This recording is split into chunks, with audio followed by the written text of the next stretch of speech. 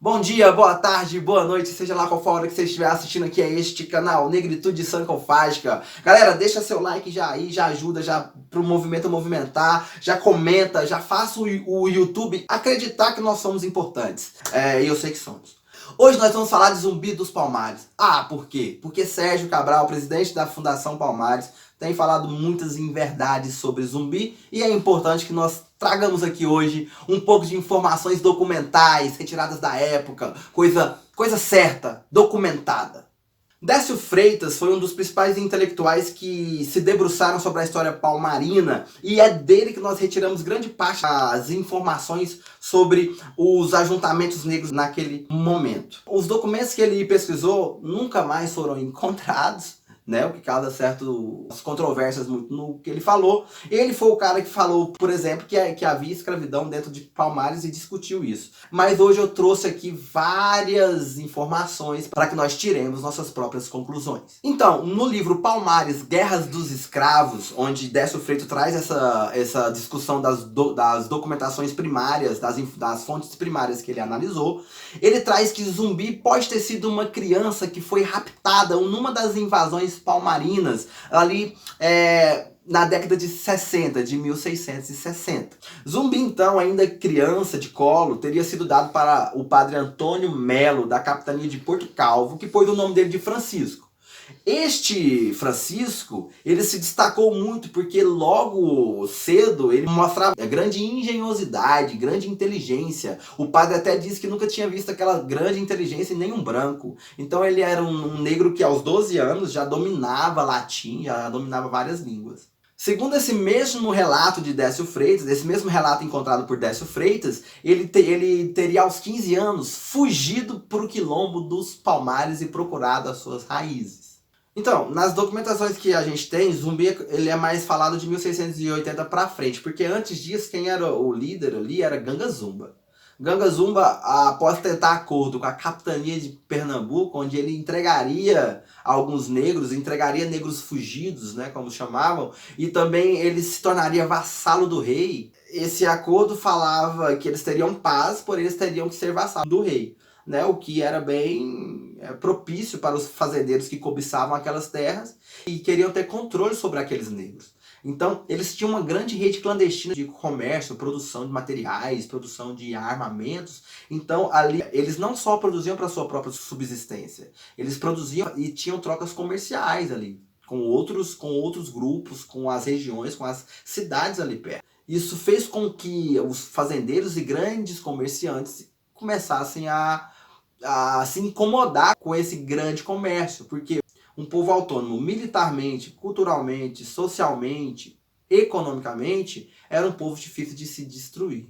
Então era bom que eles se tornassem vassalos, para que eles pudessem ser então controlados. Os negros palmaristas não aceitam isso e numa emboscada matam Ganga Zumba em 1678, onde após isso Zumbi assume. Alguns dizem que foi Zumbi até que fez a própria emboscada, mas nada é confirmado documentalmente.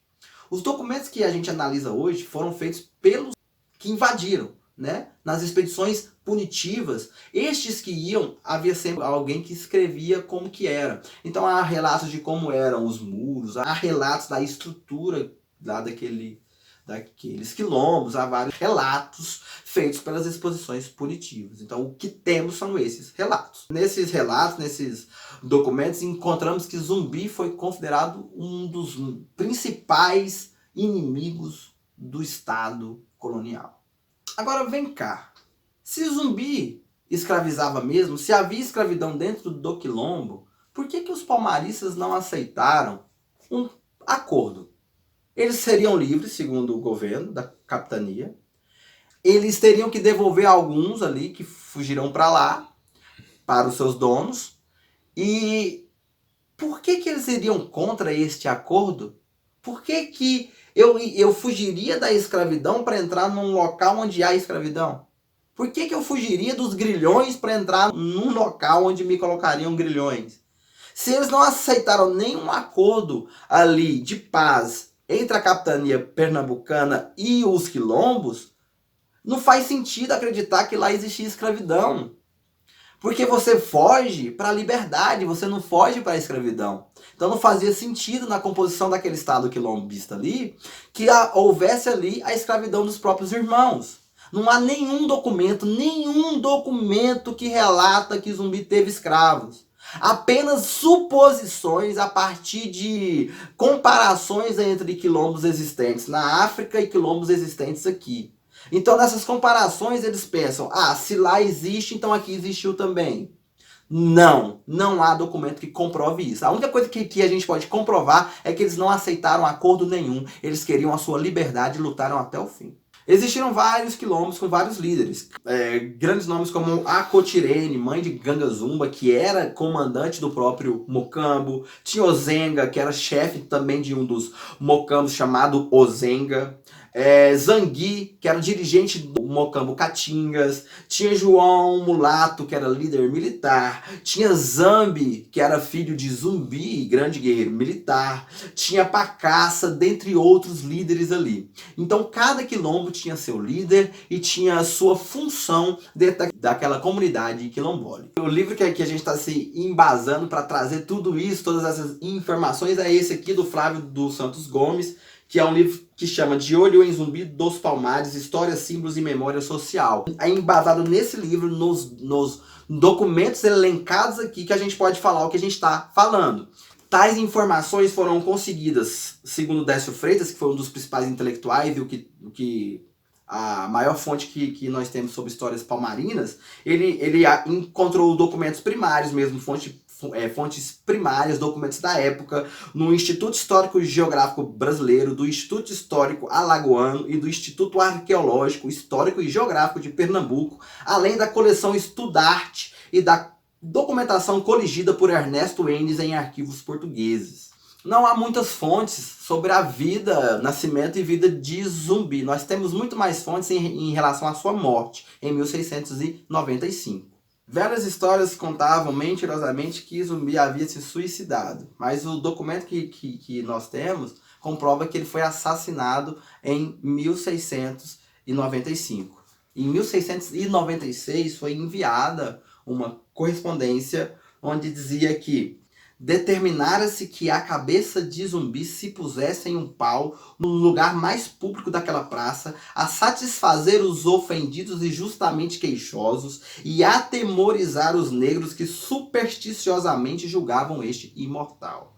Pelo que se entendia que nesta empresa se acabara de todo com os Palmares, posto haver conseguido a morte do negro Zumbi, entendendo que por este meio se poderão reduzir os mais dos Palmares, por ser este o cabeça principal de todas as inquietações e movimentos de guerra, que tão sensivelmente padeciam os moradores daquelas capitanias. Enfim, sobre o Zumbi perseguido pelas forças coloniais nas últimas décadas do século XVII, não há muitas dúvidas e sobram fontes.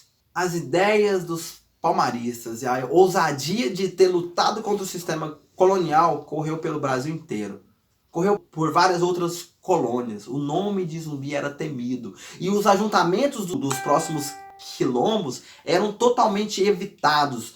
Toda a movimentação negra foi controlada para que não houvessem mais quilombos como aquele.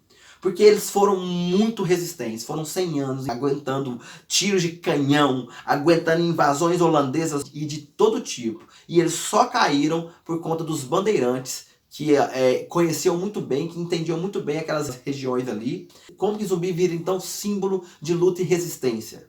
Quando nós estávamos ali 200 anos após a destruição do Quilombo, nós tivemos um movimento abolicionista e a figura de Zumbi ressurge novamente ali como símbolo de resistência contra aquele poder escravagista, né? Mesmo após a abolição, durante o século XX, quase todo Zumbi foi proclamado líder, foi proclamado como um símbolo de resistência ligado aos movimentos negros. Sempre foi visto de modo positivo. Essas ideias negativas sobre ele são bem recentes, provenientes da ditadura militar. E eu posso dizer por quê. Muito se foi produzido sobre a vida dele, a vida deste líder. E o teatro, o cinema contribuiu bastante para a elevação deste nome, a adaptação aos tempos atuais como símbolo. Porque sempre que houve resistência de negros, Zumbi foi elencado como símbolo.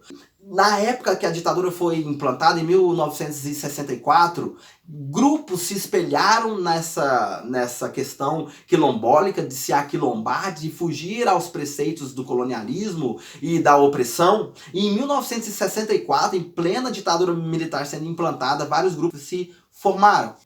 Foi criado em 1964 o VAR Palmares, Vanguarda Armada Revolucionária Palmares. Em 1969, uma fusão de integrantes das organizações políticas clandestinas Colina, Comando de Libertação Nacional, Palmares, foi de fato uma homenagem ao Quilombo dos Palmares.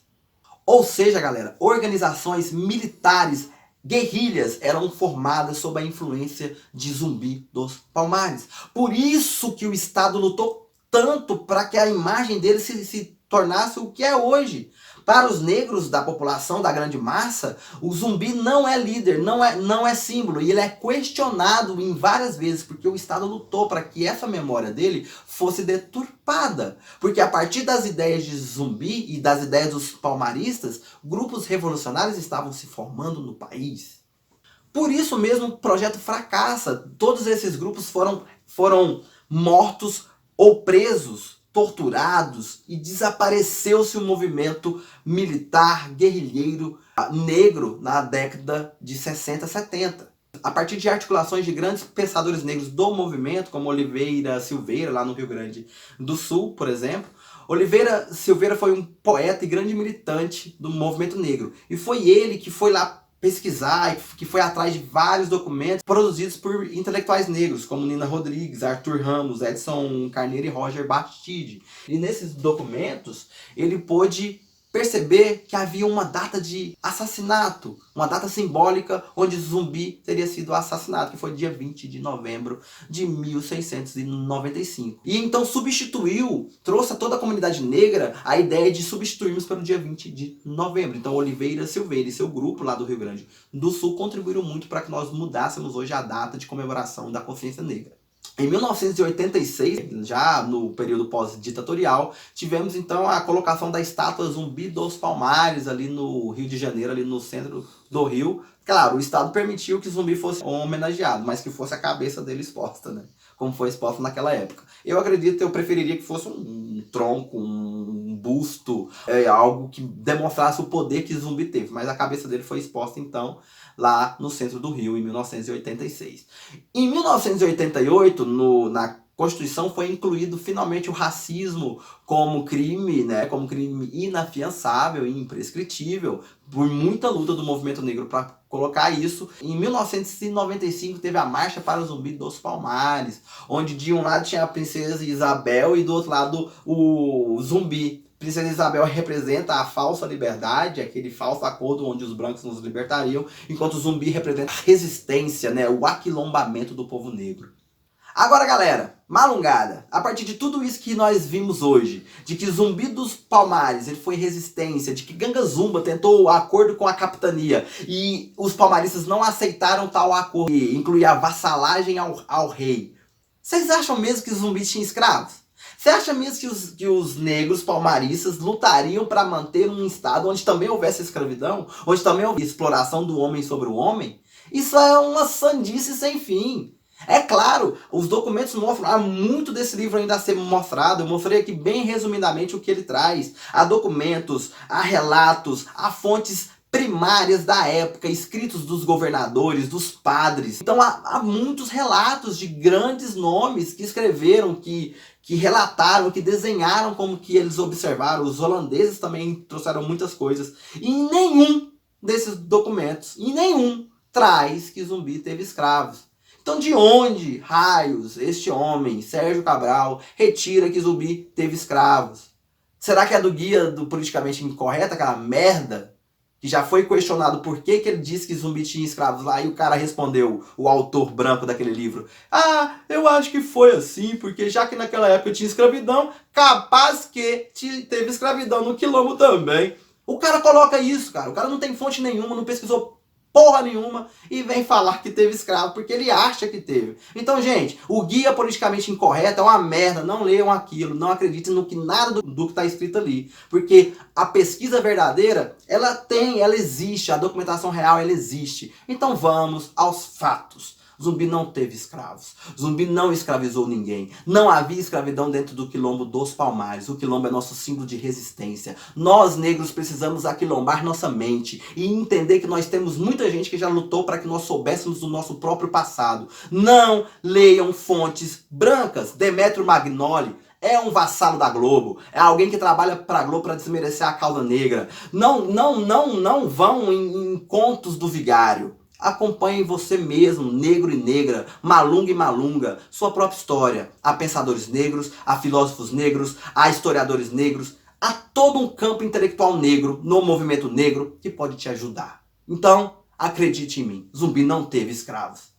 E aí, então, se você ainda não se inscreveu, inscreva-se, deixe seu like aqui já, comente, porque essa foi a nossa elucidação rápida, breve, superficial, corrida, sim, mas eu trouxe o máximo de informações possíveis para que você tire suas próprias conclusões. Galera, esse livro é de fácil acesso, você consegue acessá-lo pela internet, você consegue achá-lo em bibliotecas, então procurem saber da sua própria história, procurem saber quem é Flávio dos Santos Gomes, pesquisador brasileiro, que luta para que a pesquisa sobre Palmares evolua e cresça. Se você for um negro ou negra que quer contar a sua própria história, vá, pesquise sobre Palmares, que é o nosso grande símbolo de resistência. E que nós possamos nos aquilombar, sempre, tirar essas ideias que os brancos nos colocaram na mente. E é isso aí, malungada. Esse foi o programa de hoje. Tamo junto. Valeu demais!